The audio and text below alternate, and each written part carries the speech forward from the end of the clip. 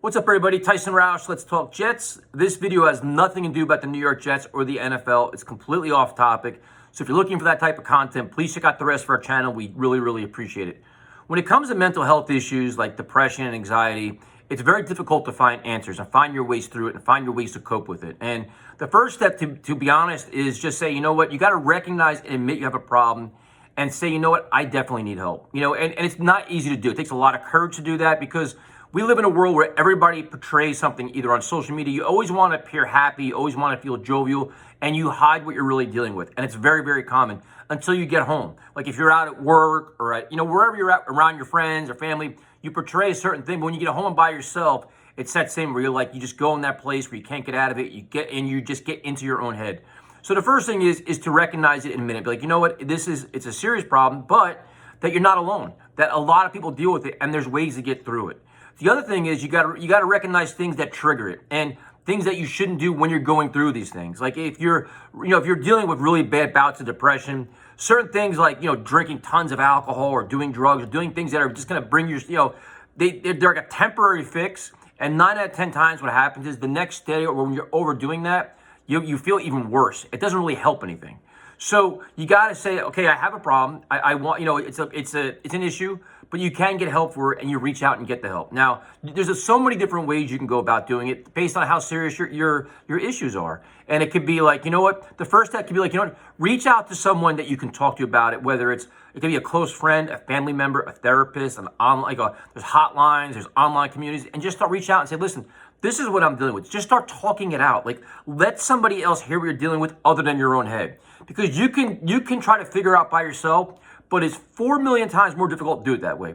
If you just start talking to somebody, and then what you're going to realize is that people are going to understand. Like, I recognize it, I understand it. They may be dealing with the same thing or know somebody that has, and they can start helping you find your way to get through things. And that's the most important thing. Now, it may not happen right overnight. It may not happen.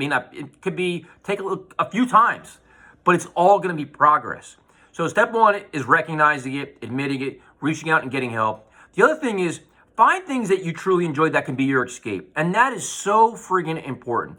That is the one thing that I found has helped me so much is where I'm like, you know what, I get in these weird places, like the gray area, and I'm like, man, and I just say, you know what, I put my phone down, I get off the TV, I go for runs, I go for walks, I listen to music, I watch videos, I just escape society for a little while, go my own place and just recover and regroup and just get back in the right mindset. And that could be anything. That could be if you enjoy, playing chess, playing checkers, building things, anything. Find your true passion. Not what everybody wants you to do. Not something that you feel forced to do. Something you naturally enjoy. If you naturally enjoy it, you can always go back and do it. And that could be your escape. And it could be you say, listen, if I'm in this place where I know it's not good. And when you deal with depression, anxiety, you know when it's going to get bad and when it's going to get worse. So when you identify that, say, you know what, let me cut it off here. And let's just go do something that I know will kind of change my mindset. And that's going to help a lot. The other thing is surround yourself with people that bring your energy up and bring your spirits up and have that positive influence on you.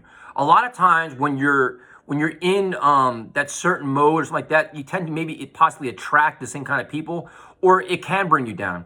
Or if you find yourself where you're really doing pretty thing, you're on the right path and all this, and there's certain situations that bring you down, avoid them. Now that may not be easy. Like I've had to cut out friends in the past. I've had to avoid certain situations that I'm like, you know what, this isn't productive for me. Like I'm only appeasing my friends. I'm not really enjoying it. And then when I'm done doing whatever it is, I'm like, I don't feel like I got anything out of this.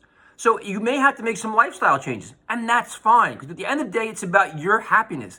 Life is short. We all know this. So you want to maximize and do the most of it. So find things that you enjoy. Find people that you enjoy being around. And if you need help, ask for help. And the saying it's okay to not be okay is true. Because you know what?